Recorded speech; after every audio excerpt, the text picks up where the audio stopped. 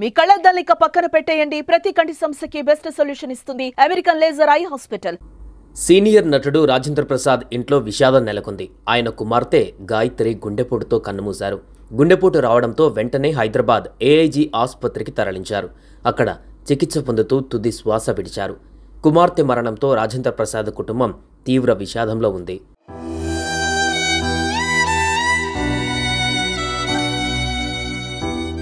రాజేంద్ర ప్రసాద్కు ఓ కుమార్తె ఉన్నారు. రాజేంద్ర ప్రసాద్ కుమార్తె గాయత్రిది లవ్ మ్యారేజ్. ఈ విషయాన్ని ఆయనే స్వయంగా చాలాసార్లు ప్రస్తావించారు. ఓ సినిమా ఈవెంట్లో కుమార్తె గురించి ఆసక్తికర విషయాలు కూడా చెప్పారు. అమ్మలేని వారు కూతురులో వారి అమ్మను చూసుకుంటారని, తన 10 ఏళ్ల వయసులో తన తల్లి చనిపోయారని ఎమోషనల్ అయ్యారు.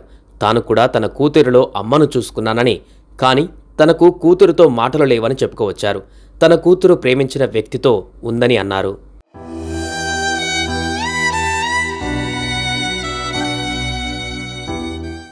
గాయత్రి కూతురు తేజస్విని చైల్డ్ ఆర్టిస్ట్గా చాలా సినిమాలలో నటించింది. మహానటి సినిమాలో సావిత్రి చిన్నప్పటి పాత్ర వేసింది రాజేంద్ర ప్రసాద్ మనవరాలే. యాక్టింగ్పై తన మనవరాలికి మక్కువ ఉందని, ఆమె ఇష్టప్రకారమే నటించిన కారణంగా ఆ పాత్రకు న్యాయం చేసిందన్నారు.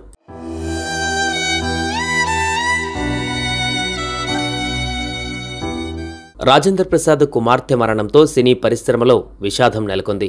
పలువురు సినీ ప్రముఖులు ఆమెకు నివాళులర్పిస్తున్నారు. రాజేంద్ర ప్రసాద్ను కలిసి ధైర్యం చెబుతున్నారు. గాయత్రి మృతి తీరని లోటని, ఈ సమయంలోనే గుండె నిబ్బరం చేసుకోవాలని ధైర్యం చెబుతున్నారు.